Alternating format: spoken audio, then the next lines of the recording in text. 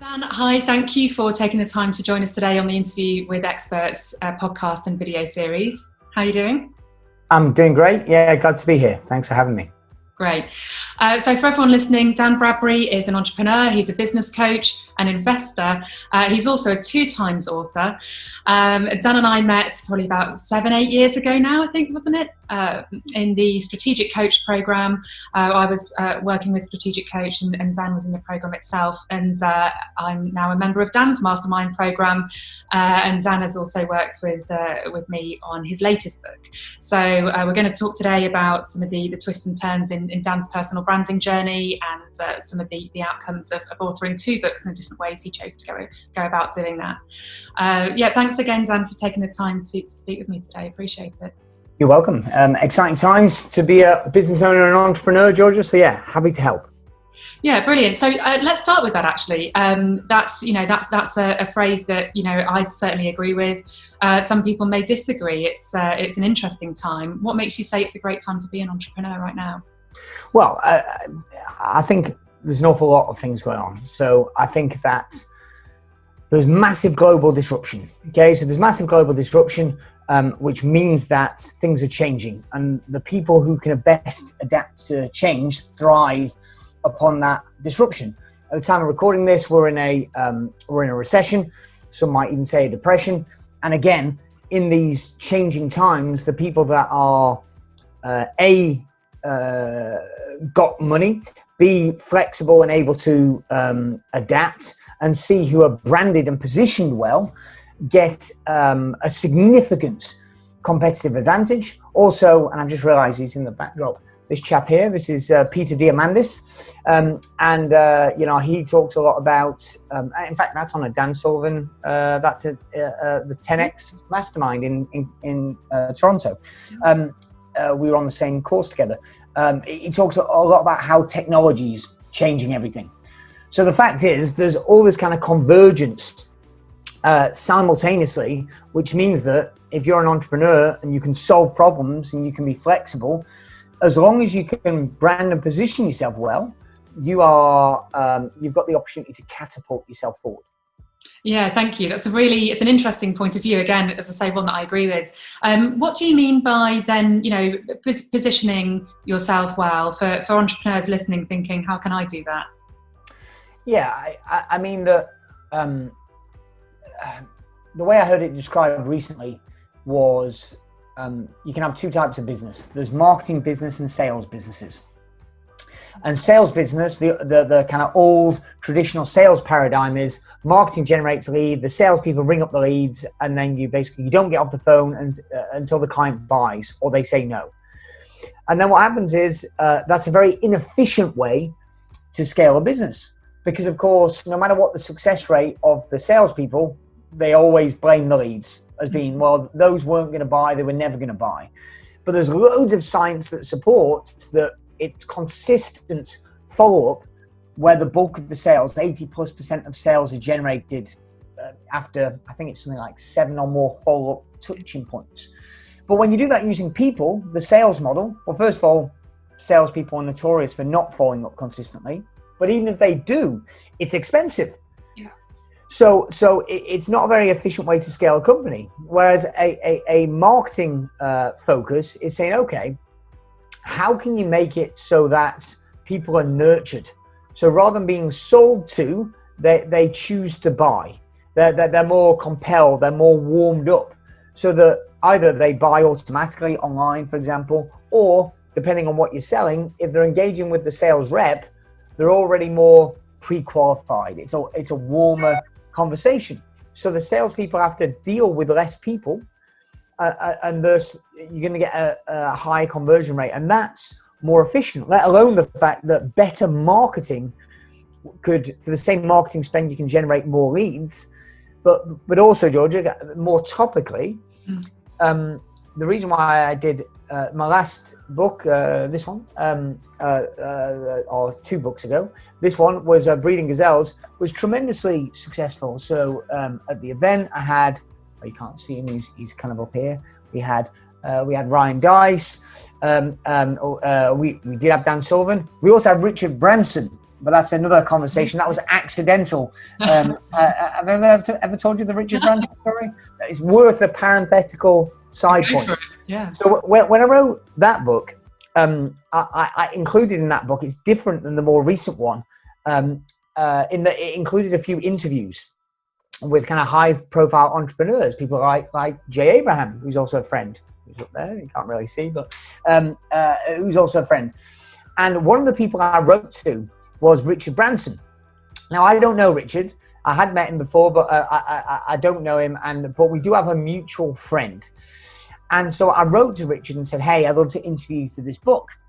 And a few weeks passed, and I got a very polite fuck off from his, his PR team saying, no, not doing that, not interested. We're turning them all down. And so it was like, oh, well, never mind. Anyway, we were at the book launch event. So when we launched the book for that one, we had several hundred entrepreneurs in a room in London. Back in the heady days when you were allowed, it was socially acceptable to get together with other human beings. And literally, I think it was Dan Sullivan was on stage at the time, and I'm at the back at the AV table, watching what's going on, and I'm looking at my phone, and one of my team texts and says, you'll never guess who we're with. And I'm like, who? What are you on about? And you should be in the room anyway. They snuck off to get breakfast or lunch, right? And they send a photo, and there's literally two of my team members sandwiched between Richard Branson.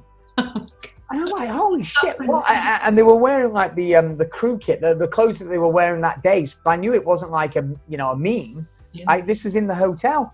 And by sheer coincidence, on the day that my book launched, Richard Branson had come to this hotel in London to meet up with, it was one of the former US presidents who he had a relationship with, was staying in this hotel. It was quite a swanky hotel in London. And we know something was up because there was a lot of American security guards on all floor of the hotel where I was staying at the time. And anyway, so I ran up, and Richard was sat by himself in the breakfast room. And I just went in, took over the book, had a bit of chat with him. He was very polite and cordial, and got a photo. So I can claim Richard Branson was at my book launch, even though it was kind of by accident. Anyway, yeah, it wasn't my design. I didn't even have to pay him, Georgia. Didn't pay Richard. He just came along. He heard about the buzz, and he said, I'm gonna come along. Yeah, he's gonna come and make the trip over. Well, do you know what? Talk about some marketing. That's awesome. Yeah, well, so probably getting back case on point, it is that book caused me to write the more recent book that you helped with. Turnover is Vanity, Profit is Sanity. Available at all good bookstores. Well, the only bookstore that anybody's going to right now, so Amazon. And so I said it just makes sense because it nurtures people, and it's out there 24/7, 365. And the number of people, Georgia, that I noticed from the previous book, that when I was doing for my training company, where we train business owners in making more profit, ultimately, the people that came along that had read the book were more likely to buy the back-end mastermind programs. Equally, I had also noticed, Georgia, that people that had come along that had binge listened to my podcast were also more likely to buy. And it kind of makes sense, right? The fact that I've been fortunate that twice I've bought and sold about a dozen different companies, but twice I've had two significant, and by significant I mean 7-figure exits, which you'd think would make you credible for people to want your business expertise. But the reality is, if nobody knows about it, right? If people don't know it exists, if they haven't had the story, yeah, it's just a claim, right? Yeah, like the person doesn't know whether it's true or not. But if it's positioned well in a book, in podcasts, in interviews like this, and people hear the story time and time again, then you start to sow that seed in their mind as somebody that they want to learn from. Yeah. And then they move towards you. So for me, it was a book was something that, the first book was something that I'd wanted to do for years, never got round to. And then once I did it, your first book's never your best book. I mean, if you think of all the authors, it almost doesn't exist that any prolific author. Stephen King's first book wasn't his best book. Dan Brown's first book wasn't his best book. J.K. Rowling's first book wasn't her best book, right? So you kind of go, you get better at it. So after I did the first one, tremendously worthwhile, business-wise. But then I kind of went, okay, I've got more to say and I've got a better, more coherent message. So let's go again. Yeah, I love it. And so many points in there that are so relevant. But I think, what you're saying about committing to sharing your knowledge, it's not enough to simply have the knowledge and expertise. People need to see you demonstrate that. And you also talk a lot about social proof, and something that becoming an author and having a podcast has enabled you to do is to sort of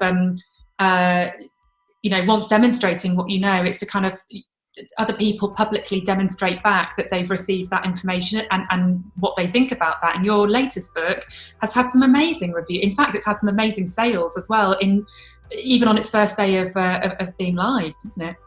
Right. Well, yeah. So, I mean, this all entwines, right? So you need to have good marketing, but it also needs to be very consistent. And, I think sometimes entrepreneurs, we get ourselves so bent out of shape for it needing to be right and needing to be perfect. Yeah. And you did a good job with me, actually, because I was procrastinating on getting the book done because of the little nuances. And effectively, it was saying, well, let's get the first edition done, because after my previous book, I remember like the first day it came out, a friend sent a photo of a typo, right? He sent a typo on whatever page 37, paragraph 2, not that I remember. But and it really hacked me off. But then I kind of realized, I think it's my friend Daniel Priestley, who's over here on my kind of wall of fame, who says prolific beats perfect, or that's where I heard the saying said first. I went, you know what, you're right. It's kind of like, it's more important that you communicate consistently. So, we got the book out, and you need to be, it needs to be all over the place. And to tie back to social proof, while book sales is beneficial, so I promoted.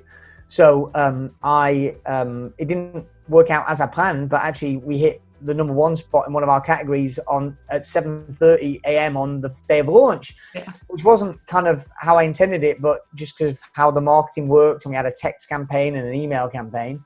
But then, of course, you're more aware, and people are more aware of it, and then more people buy it, and it's reinforcing. But also the reviews, right? So for me, I was really keen to get it out there, to get that first wave of reviews, because my approach, and the people listening might resonate with this, is if I'm looking at a book, the title's got to appeal, etc.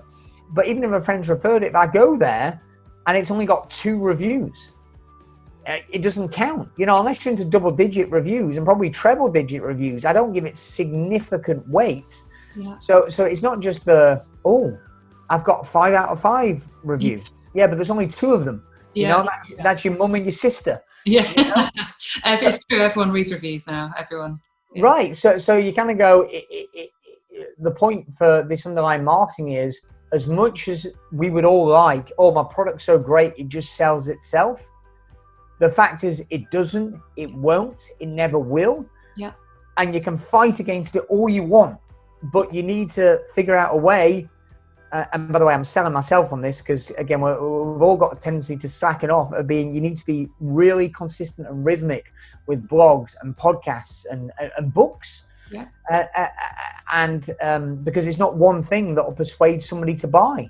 Yeah. I had a client a few years ago, my tiers of pricing ranges from kind of 10,000 up to kind of 40,000 plus per year, and for the different programs. And I had somebody come along and just signed up straight for the top package. It never happened before.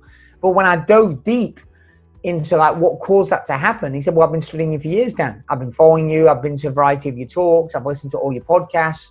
I've read your book. I listened to this particular podcast or blog post or whatever it was. And he goes, I realized I just needed this. Yeah. He goes, I feel like I know you. He'd done his homework. But for me, it felt like a stranger just walked in and decided to give me £40,000. Yeah. Right. So that's this cacophony, if that's the right word, of stuff, plethora of stuff that needs to be constant. Yeah, it's such a good point. And rhythmic as well, the word that you just used, it's absolutely true. It's not just one book or one blog post, but it's how one podcast. It's the kind of you're becoming a regular in that person's life. And, I think it's quite an empowering. You mentioned earlier about efficient marketing. Well, it is, because you're equipping the people, your audience, with the information, the knowledge, the tools they need. And then, at the time that they're ready to make that decision, they will come to you because they know so much about you and they trust you. And I think that that's the key, isn't it? Yeah. Again, straight back to this marketing sales point. People don't like to be sold to, but they love to buy. So creating this environment where people feel like they've developed a relationship and they trust you and they like you. And that's why you need to be prolific. Yeah. Because they'll ignore things that they don't deem to be relevant. Yeah. And they'll kind of cherry pick. And it never ceases to amaze me, Georgia, if I ask people what particular part of a book or a seminar or whatever, a podcast interview they like, you ask an audience of 10 people, you get 10 different answers normally. Yeah. Right? And you kind of go, and that's why you need to be prolific, because you don't know what's going to touch the button for that one person that's going to make them want to go, right, I want more from this person. Yeah. And I think that's, again, another really good point. Things will mean different things to different people at different points in their life. And I think, so for example, with this book, with your latest book, the way that it's sort of structured and what it sort of focuses on are these, it's 3 different parts, isn't it? And it's, in each of those parts, there's a kind of key principle right. that leads into, not just building a business with strong foundations, but actually continually growing a business that you can actually then scale and exit. So this is kind of this whole holistic approach, and it covers all of these different parts. Now, I remember when we first had our conversation about where to start and structuring the book, and it was kind of like, so much, it could have been this whole thing, but actually with this nice neat structure, and the way that it was actually set up in the end is that it kind of is based around this sort of scorecard approach that you take to kind of helping business owners identify the most important parts of growing their business, and then measuring the progress, tracking and measuring in each of those areas. And so you've got defend, develop, disrupt, and there are 3 points under each of those. This also lends and kind of leads in really nicely to the sort of stuff that you teach in your mastermind group, doesn't it? And I can personally vouch for that, by the way, for those listening. If you're looking for a numbers focused approach to growing and scaling your business, then Dan's coaching is, I wouldn't hesitate to recommend it, because it's the way that you distill information is invaluable. Now that you're getting feedback from people reading this book, the way that you've put this information out there, do you think that you should hold knowledge back, or are you pleased that you've taken such an open approach to what you teach? Great question. This book does the heavy lifting. So the purpose of somebody's book, if they're going to write a book, or you could say it's any piece of content, but especially because the book, again, the value, and again, I'm clearly a fan of coaching, training, mentoring, mastermind. I participate in a lot of it. That's why I got the help for the book, etc. I'm in favor, because somebody that's an expert has been through it many times, and they can help you filter, so you can choose what things to discard, so it doesn't become a bombardment of stuff, and it can be more precise. And that was the value in working with you in this book. But it does the heavy lifting in the sense that I'm not just after new customers, I'm after the right kind of new customers, right? And so it's an attraction tool, but it's also a filtering tool, because if you read this book and it doesn't resonate, I don't need it to resonate for everybody. If it doesn't resonate, chances are you're not going to be a good customer anyway. So it's not going to be a win-win. I'm not interested, right? Whereas the people that kind of read this and go, oh my word, this is perfect, this is just what I needed. I think there's a resistance of people going, oh, I'm going to hold back my information. But the reality is, and I tell anybody that reads this book, if they come along for a kind of an initial session with my company before joining the mastermind program, which is mandatory so we can check them out, they can check us out. I go, look, this is one of the kind of 3 key models that we use is in this book. And so it's not held back. The model is in the book. And you might have a fear, people listening to this might have a fear, well, if I share my whole model, then they won't want to buy my program. Yeah. But I'd say the opposite is true. Yeah. Because just because you've taught it in a book, you don't read something one time and think you've got it. Yeah. I mean, I do courses on financial literacy and how to read the numbers. And I've had people that have done it multiple times. And it's kind of like going up a mountain. You know, they get the same view, same content, but a different vantage point because they've got a higher level of expertise. Mm-hmm.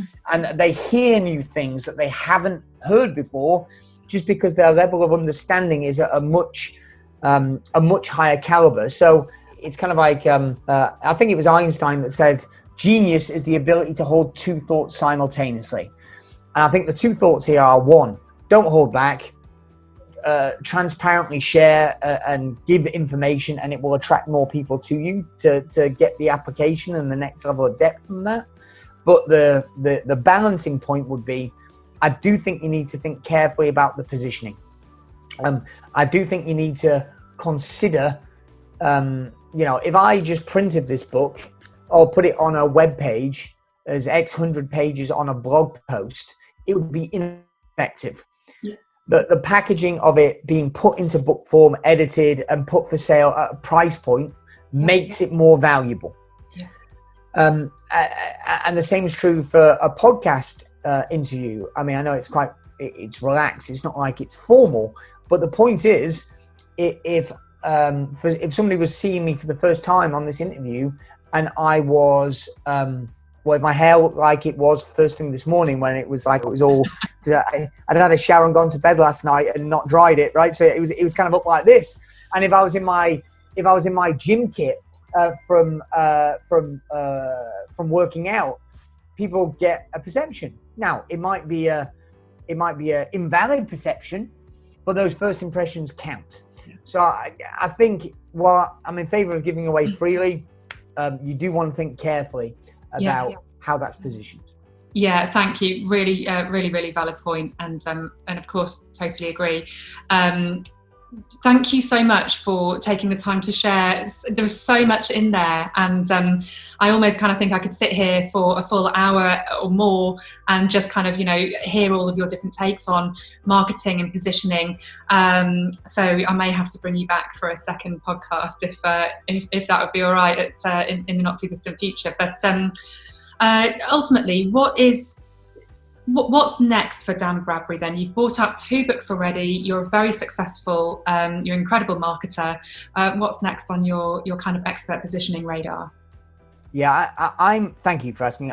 I'm interested in helping businesses grow. I love the game. And so during the recent times, I acquired a stake in another company recently. I'm definitely quite active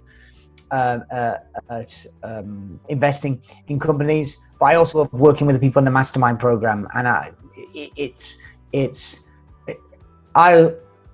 think there's never been a better time to be an entrepreneur. I think for the true entrepreneurs, I think it's going to be the next economic cycle, the next 7 years or so.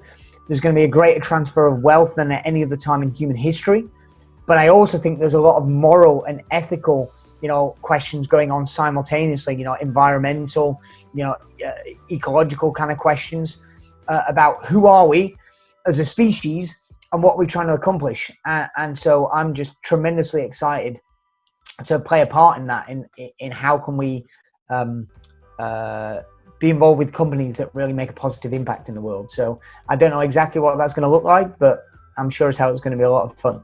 It certainly will. That's exciting. And so where can people get in touch with you or find out more if they'd like to follow up with you, having listened to this? Yeah, I'm not that active on the social networks. The most popular one that I'm active on is Facebook. But you can find me just Dan Bradbury. danbradbury.com will give you a link.